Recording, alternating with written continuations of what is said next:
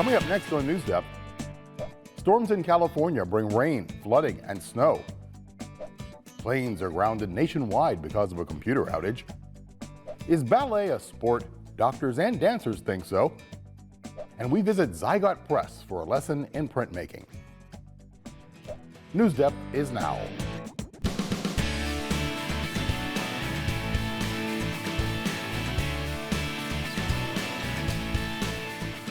Storms have relentlessly ravaged communities in parts of California. Hello everybody, I'm Rick Jackson. Thank you for joining us. Sinkholes, flooded roads, desperate rescues, and heavy snow. All of that has impacted the state over the past few weeks. King La reports. During recent historic droughts, California prayed for rain, but not like this. 2 days of torrential rain, thunderstorms, and wind gusts are pounding California, causing mudslides, overflowing rivers, and triggering extensive flooding. We've got trees down, we've got mudslides, we've got folks actually trapped in areas where we had major road failures. More than 18 inches of rain fell in parts of Southern California, and high wind advisories were issued on the Central Coast. The rain hammered here pretty bad. In Northern California, the Russian River has flooded following torrential downpours. Some residents have been without power for a week. In Santa Barbara County, mass evacuations after back-to-back storms saturated the ground. It was pouring, the wind was whipping. Following years of extreme drought and fires. From the mountainside here, the debris just started coming down. It's filled up 4 feet or so, and pretty much buried the truck, and now it's starting to flow towards the house. More than 30 million people are now under flood alerts, and mud and rock slides created havoc for residents. 800-pound rock, it just smashed the house. It just hit the wall and blew everything up. In Northern California, the rain flooded roads and vineyards, but almost doubled the snowpack in local mountains, offering hope that these storms may somehow ease California's historic drought. With the worst of the storms behind them, communities are starting to deal with the damage and cleaning up debris. Debris is the remains of something destroyed. One community is devastated. The storm knocked down a tree hundreds of years old. Tori Apodaca takes us there. To the ordinary eye, this may just look like another tree destroyed by the most recent storms. But to the people here on the ridge, it represents resiliency. I actually started to cry. That was Carol Stark's reaction when she saw this tree toppled over the weekend. It once looked like this, standing in front of Veterans Hall. It's one of the last really big landmarks that survived the fire that was still here. You could still tell you were at Skyway and Elliott because the tree was there. So this tree has seen every person pass by up and down this road for well over 100 years. That's why Stark is working with the Gold Nugget Days Museum and local tree services to memorialize the fallen landmark. We're hoping that some of the smaller branches and such can be used to make keepsakes for people. I mean, just really take a look at how large this tree is. I'm about 5'6" and the roots of it are well above my head. I'm told that this tree was the largest one standing in this area, well above 100 feet for over 100 years. It would tell us it saw the first pioneers settling in paradise on the ridge in 1850s and 60s. On Sunday, Crossfire Tree Services took about 4 of the smaller logs to the museum. This video Stark posted on Facebook got more than 2,500 views. Which tells you how attached people are to this community, to this town, and what happens here. We heard about the tree falling, my wife and I did, so we wanted to come by and just take a look at it, kind of mourn its loss, I guess. Thank you, Tori. That brings us to this week's write-in. I want to hear about a landmark in your neighborhood. Think about what object or feature is unique to where you live. It could be a building, a sculpture, or a tree like the story we just saw. You can send in your descriptions through our website and extra points if you snap a photo as well. Last week we asked you, what do you think winter looks like on your favorite planet? Well, let's head to outer space by opening up our inbox. Lily from Greenbrier Middle School in Parma starts us off. Dear NewsDepth, my favorite planet is Saturn, and Saturn's moon Enceladus has geysers that shoot water vapor out into space. It then freezes and falls back to the surface as snow. Some of the ice also escapes Enceladus to become part of Saturn's rings.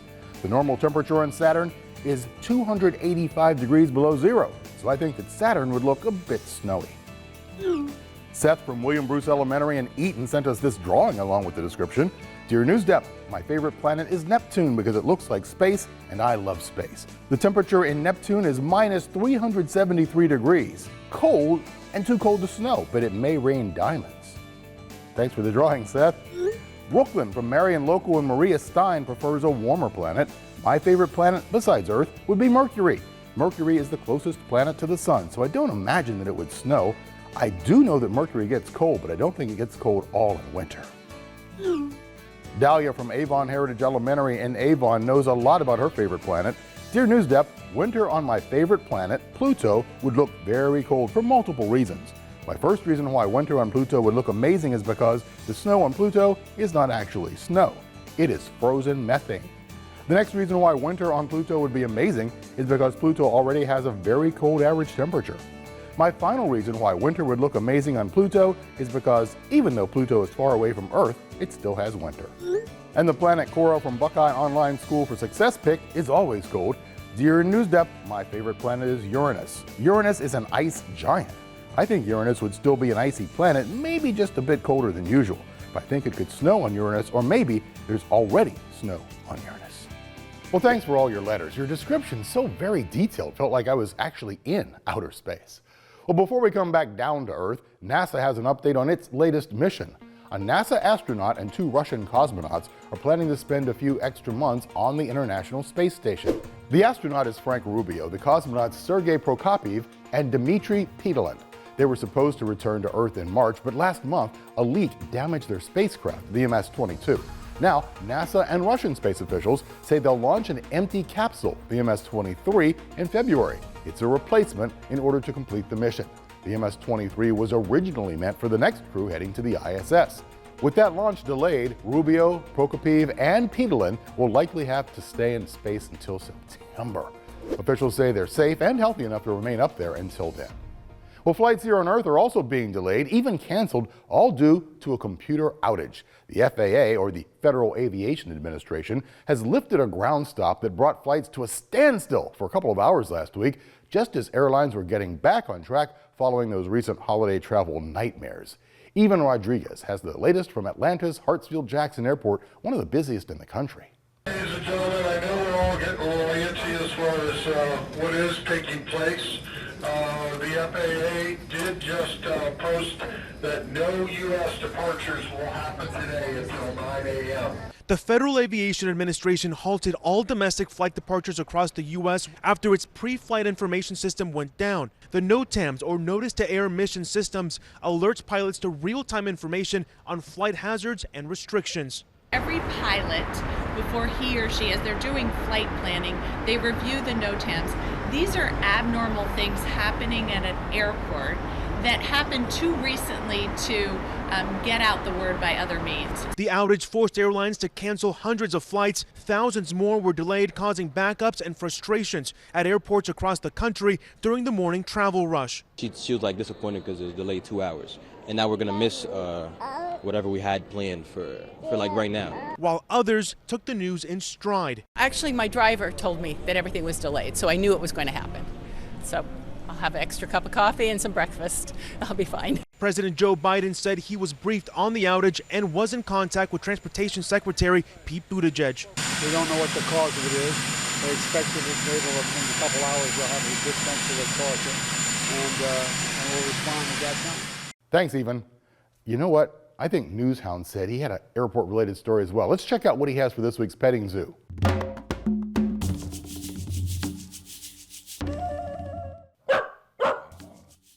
Hey there, Newshound. Wow, looks like you're having a ball. I thought you were working. Okay, there he goes. What'd you find? Oh, hey, a story about the TSA's top working dog retiring with honors. Now, the TSA is the security agency that checks your luggage when you're traveling through an airport. To sniff out this canine, click the Petting Zoo button on our website, and thank you, Newshound. Okay, on with the news. Businesses are seeing an increase in egg prices, and consumers are seeing a shortage at grocery stores. Prices are up thanks to inflation and an avian flu outbreak. Cole Higgins has what's behind the soaring prices and the empty egg shelves, and how soon conditions might improve. Eggflation hitting shoppers at grocery stores nationwide. A shortage of eggs resulting in empty shelves and forcing consumers to shell out more cash for those hard-to-find egg cartons. I've noticed it being $1 a dozen to now $5 a dozen. Definitely the prices have went from comfortability to not. According to the food market data company Urnerberry, as of Tuesday, January 10th, the average price for eggs was $4.33 per dozen. This time last year, that price was around $1.33. And that's forcing businesses to pass on the higher costs to consumers. Prices has just quadrupled. It's just amazing. So what's behind the higher costs? An avian flu that's wiped out egg-producing hens, leading to a major supply squeeze. According to the USDA, about 60 million birds are gone because of the disease so far. 18 eggs some days when we were usually getting, 15 to 18 dozen this time last year. And on top of all that, higher prices for transportation, feed, and energy for producers are also forcing egg providers to raise prices. And experts from research firm IRI say it could take several months for production to return to normal. Experts say to avoid scrambling to find eggs, avoid shopping on Sunday night or Monday mornings, since most stores restock overnight during the week. Thank you for that report, Cole. Back on January 2nd in Cincinnati, Buffalo Bills football player Damar Hamlin collapsed during a game against the Bengals. Hamlin is now out of the Cincinnati hospital that helped save his life after he suffered a cardiac arrest. It's a remarkable turnaround for the Bills' safety, who's now receiving care from a medical team back in Buffalo. Coy Wire has details. We're happy to have him back. Damar Hamlin is back in Buffalo, returning home for the first time after suffering a cardiac arrest during a Monday night football game in Cincinnati. It's clear that he continues to move and take steps in a positive direction here. And even though I'm not physically with him right now, we're not physically with him. It's like anything else when you have your family close by. It just feels right. Hamlin was released from the University of Cincinnati Medical Center after his condition upgraded. He was cleared to fly. Damar Hamlin has met a number of key milestones on his journey to recovery, all to get him to this point that he could be safely returned to Buffalo. The 24-year-old Bills safety tweeting, "Happy to be back in Buffalo," along with this heartfelt message. "Watching the world come together around me on Sunday was truly an amazing feeling. The same love you all have shown me is the same love that I plan to put back into the world and more." His positive health updates throughout the week fueled his team in their first game since his collapse against rivals New England Patriots. 35, 30, 20, 15, 10, 5, touchdown, Nyheim Hines, 96 yards. Fans erupted with joy on the first play, and Hamlin shared his excitement, tweeting from his hospital bed with mom and dad by his side. When the opening kickoff was run back, he jumped up and down, got out of his chair, set, I think, every alarm off in the ICU in the process. But he was fine. It was just an appropriate reaction to a very exciting play. The last time the Buffalo Bills took a kickoff back for a touchdown, 3 years and 3 months ago. The same number Hamlin wears. The number 3, now a symbol of support for Hamlin across the NFL. Hamlin has been transferred to Buffalo General to continue treatment. I know his parents are going to be with him there, and I think that helps as well, and knowing that he's well taken care of. I just think overall it just continues to put our minds at ease that he's in good hands and that he's moving in the right direction. Thanks, Coy. One high school student in Wisconsin is changing her ballet shoes for cleats, hoping her football kicking skills will help get her through college. Even after breaking barriers and proving herself, she's still working to be the best of the best. Colton Molsky has the story. Mackenzie is kicking her way into college. The teen is pursuing her passion for sports at the collegiate level, even if that means breaking a few stereotypes. I just loved it. I enjoyed it. Marshall High School senior Mackenzie Shep finished the season a first-team all-conference player at kicker with 37 made field goals in the 2022 season. Tell me, how long have you been playing football? Since 8th grade in middle school. It's a passion Shep has followed through 2 schools and many challenges, going from Sun Prairie High to Marshall. I got bullied a lot, and I just didn't feel comfortable. It's been a journey, that's for sure. She's had a lot of ups and downs, a lot of struggles, a lot of trying to beat the odds. Her mother, Chris Gansky, says the ballerina turned football player always returns to her work ethic to push past hardship, spending hours at Sun Prairie Athletic Club working on her craft. Her passion and drive is just incredible. Super proud of what she's done, sort of going against the odds, and already my understanding is that Marshall, one of the coaches, has a daughter that's following in her footsteps. As Mackenzie goes on college visits, hoping to push her kicking career to the next level, her father, Jacob Shep, alludes to the other thing she hopes she can do, inspiring other girls. I like inspiring younger generations. It makes me happy that girls look up to me. Some people might not see a connection between ballet and football, but a physical therapist at University Hospitals in Cleveland knows just how similar dancers and football players actually are. A physical therapist is a health professional who cares for someone's disease or injury with exercise, massage, heat therapy, or other forms of treatment. Lisa Ryan reports how treating ballet dancers as athletes can help them protect their bodies from injuries. If I've been dancing professionally, I'm dancing all day, every day, my body doesn't feel young. The amount of stress you put on your body day in and day out, the amount of agility and stamina, if that's not an athlete, I don't know what you call it. Most people's basic understanding of ballet is pointe shoes and tutus, but ballet dancers want audiences to know there's so much more. Our job is to make it look easy on stage, and we're not supposed to show that it's difficult. The Cleveland Ballet is partnering with the Sports Medicine Department at University Hospitals, which will allow the dancers to receive more preventive care. The physical therapists who work with the dancers know how to treat the artists as athletes. Our bodies are our instrument. Those are our tools. That's the same as football players. They're using their bodies as an instrument, as a tool to get where they need to be in the game. I'll wake up one morning and I'm in so much pain. It's like, oh my gosh, I can't do jumps or I can't do this today. And then I go to physical therapy and I'll be almost 100% better right after. And I'm like, oh wait, I can do this. I think that if I keep on going to physical therapy, the life of my dance career will be a lot longer. It's Marla Minadeo's first season as a professional dancer. Her mom, Ladisa Guadalupe, is the artistic director for the Cleveland Ballet. Guadalupe had to retire after an injury, and she thinks it could have been prevented. The career of a dancer is very short, but if you take care of your body now, in a professional environment and with professionals that in the medical field that understand the wear and tear and how to prevent, they could have careers up to 45 and 50. Why not? And that's what we want. Dr. James Voos of UH oversees the partnership, and he's also the sports medicine physician for the Cleveland Browns. He says taking care of an athlete's body is important for football players and dancers, both professional and in training. Yeah, this is particularly close to me, having young dancers at home. Contact athletes such as football players and our performing artists such as ballet dancers put an incredible force on their body day in and day out. That force to jump and maintain poise and posture day in and day out puts an incredible stress on the body. While you may be moving more gracefully in ballet, those stresses on the body are very significant, and so the ability to maintain flexibility, to put together a preventative program is just as important in both sports. Guadalupe says it takes months to put something on stage as a production, but it takes decades for a dancer to be trained. I don't think people understand. They just see the beauty, the curtain goes up, and they just see the end product. They don't see the sweat and the hard work. And that's my hope, that as much as I would like the audience to enjoy, which they do enjoy the performance, that they understand what these artists go through. Thanks, Lisa.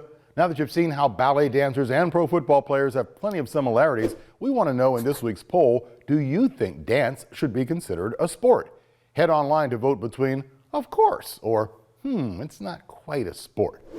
Now, for last week's poll, we asked you if you would like to spend a night in school. Can't say I'm surprised to see these results. 61% of you said, yes, I'll pack my sleeping bag. I bet you'd be spending all night watching NewsDepth, right? But 39% of you answered, no thank you, I like my bed. Well, here at NewsDepth headquarters, we love to hear stories about students who are working hard, showing determination, and exceeding their goals. The 9th graders in the Extended Standards Resource Room at Shaker Heights High School in Shaker Heights are doing just that, and we're excited to tell you their story.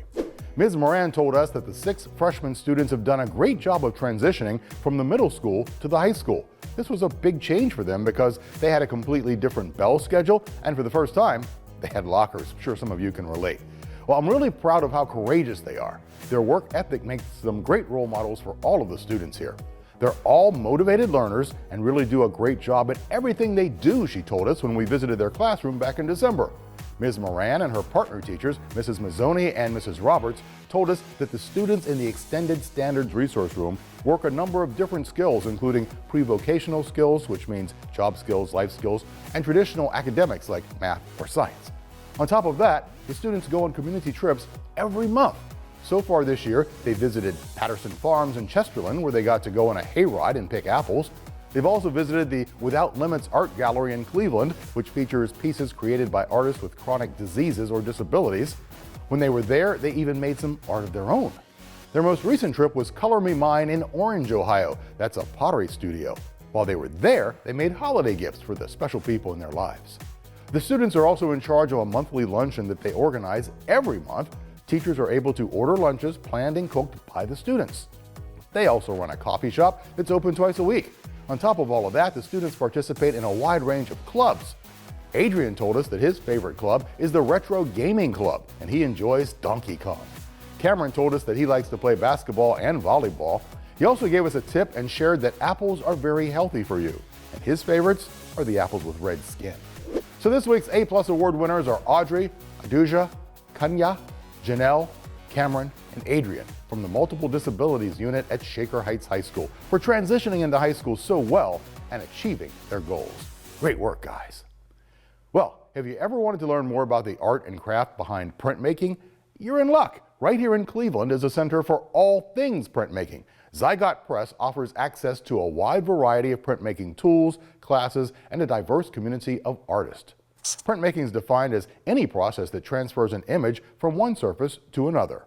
Printmaking includes multiple techniques such as screen printing, letterpress, lithograph, and relief prints. In this edition of Sketchbook, we visit with Jackie Feldman and Brittany M. Hudak at Zygote Press to learn how printmaking brings the community in Cleveland together. Welcome to Zygote Press. This is the shop here. This is where the magic happens. Zygote, the word zygote, basically just means a fertilized cell. Originally, Zygote became a printmaking studio because many commercial print shops were moving towards digital and away from printing presses. And printing presses were being discarded and they were being left behind and they were being treated as if they're obsolete. This is our gigantic exposure unit. Clamp it down.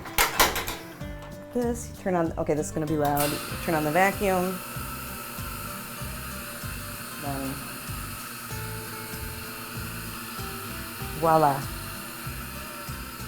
This is an example of one of the things that our founders found literally outside by a dumpster and retrieved.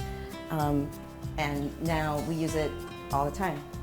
And our founders had this tremendous foresight to see an opportunity there because printmaking is so much more than just print. It's a unique art form because it allows for different kinds of expression. This incredible line engraving collection that we have here most of it was in a dumpster in the 90s.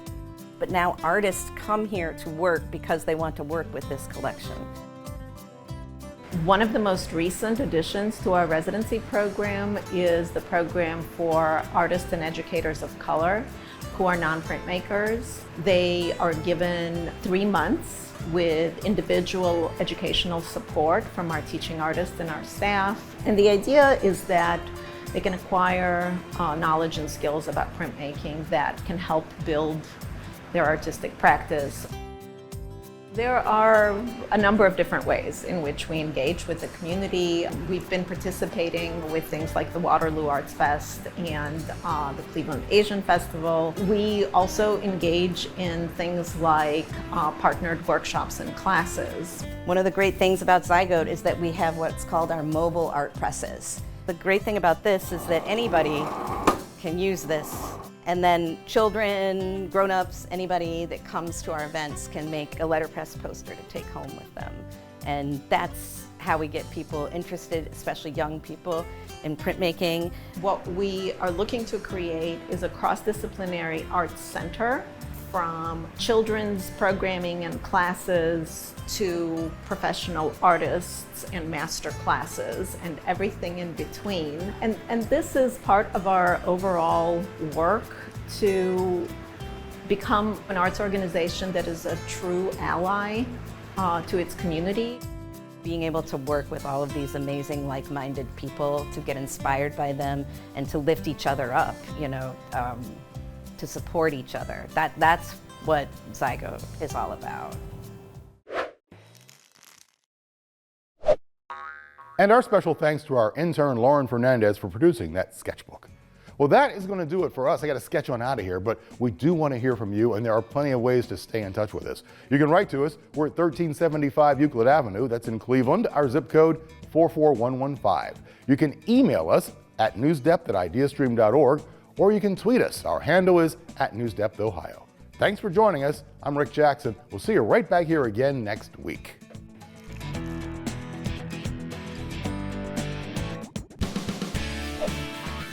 NewsDepth is made possible by a grant from the Martha Holden Jennings Foundation.